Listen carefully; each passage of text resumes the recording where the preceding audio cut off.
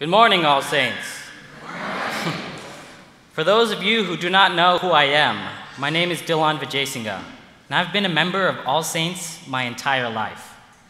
Some of you might recognize me as an acolyte, as for the past 7 years, I've been serving on Team 6, more commonly referred to as the hooligan team. Now, normally at this point in the sermon, I'm supposed to tell you that I just graduated from high school, that I'll be going off to college, and that I'll be studying hard, or hardly studying. But let's just say that my situation is a bit more complicated. You see, I'm actually currently enrolled at PCC, and I just finished my first year there about a month ago. My plan is to eventually transfer to the University of California, Berkeley, in order to study robotic engineering. The journey of how I graduated from high school a year early all starts with growing up in the All Saints community.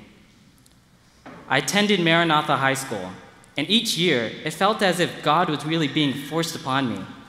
They taught me about exclusiveness, how God is not open to those who do not accept Him, as well as other religions being less than their Christianity. This shook the very foundation in which I stood, because of how different this message was from the one I was receiving here at All Saints.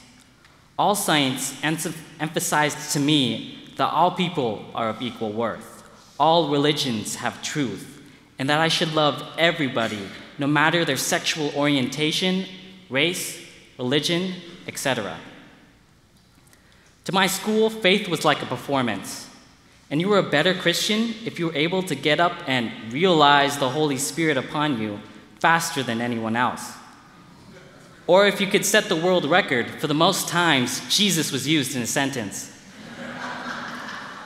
But All Saints constantly reminded me of what it really meant for God to be at work. Through amazing individuals like Brian Stevenson and Desmond Tutu, I learned of the value of working to help all my brothers and sisters, not in the name of God, but in the name of love.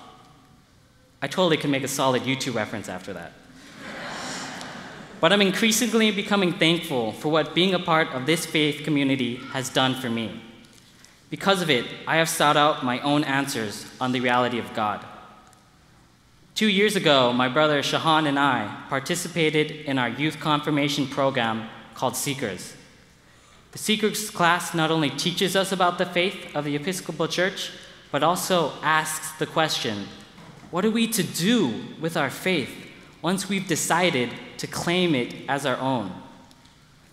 Even though I decided to get confirmed at the end of the Seekers class, I was still the same pragmatic person, yet on my atheistic journey of faith, something went terribly, horrendously wrong. Because of the way I am, doubts still continue to linger in my mind. What I've come to realize is that life itself is all about the journey, and every experience we have molds us into who we are. What I find interesting is that so many characters in the Bible have such unique and compelling journeys. As we heard in today's reading from Galatians, one of the best examples of the journey was the one Paul had. Paul, formerly known as Saul, used to go around violently persecuting the Jews. He did a complete 180 on the road to Damascus after seeing a blinding light, ultimately becoming one of the leaders of the early church. Besides the metaphorical journey that we are all always on, Paul went on several physical journeys, bringing the good news of Jesus to the Gentiles and helping numerous people in his travels. Speaking of transformational journeys, one of the most important spiritual leaders in my life has been Siddhartha Gautama, the Buddha. He, like everyone else, went on his own journey of life. After being sheltered from the harshness of life at his birth, he was one day able to see the reality of the world, sickness, old age, and death.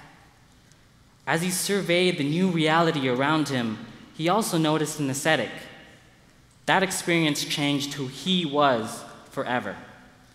Thus started the life of the Buddha, a life that would pave the way for many to learn how to sever their ties with the materialistic world that we live in and also provide us a way to reach inner peace in our lives. In addition to religious figures, philosophy has also helped me create a greater understanding on how we should go about living in this mind-boggling world. The two biggest influences to me have been Immanuel Kant and his many work on ethics, as well as Viktor Frankl, and a survivor of several concentration camps, including Auschwitz. Kant's moral law has helped me understand how we as humans are to treat others. He presents three imperatives. The first is the well-known golden rule that is present in several religious teachings. Do unto others as you would have them do unto you. The second states that we should treat every rational thinking being as an end rather than as a means. We should not treat people as an object to our own gains, but rather give them the respect they deserve as a person. Finally, Kant's last imperative is the duty of helping all potential persons to grow and develop into thinking beings. Viktor Frankl is the father of logotherapy, logotherapy being the idea that humans naturally search for a purpose to life. Frankl borrows from Nietzsche, stating, "He who has a why to live for can bear with almost any how." He who has a why to live for can bear with almost any how. Stated differently, if a person has a reason or goal to live towards, they have the potential to bear through anything. During World War II, Frankl made it his goal to persevere, surviving through 3 years of concentration camps, including Auschwitz, and living to tell his story. Tragically, his entire family was not as fortunate as he was. In reflecting upon his experience during World War II, Frankl states that suffering has meaning in one's life.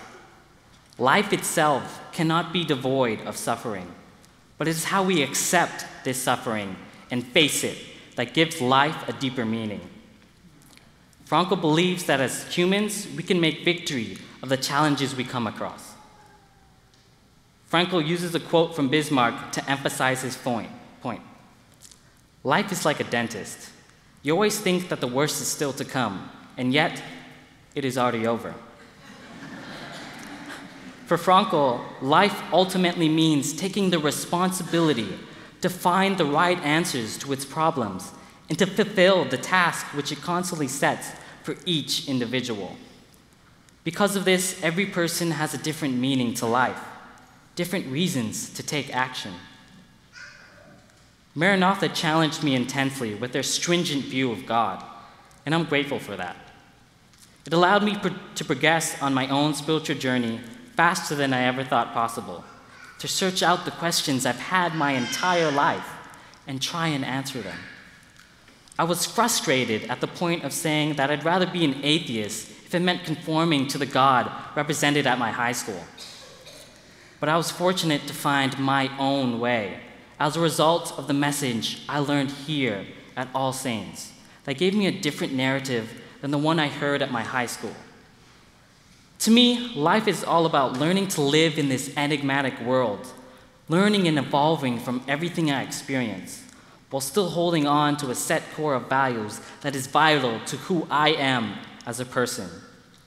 To me, that means being open-minded, loving all my brothers and sisters, treating them as ends rather than as means, and to seeing how God works through each of us on our journeys as we try and find our own way of life. Amen.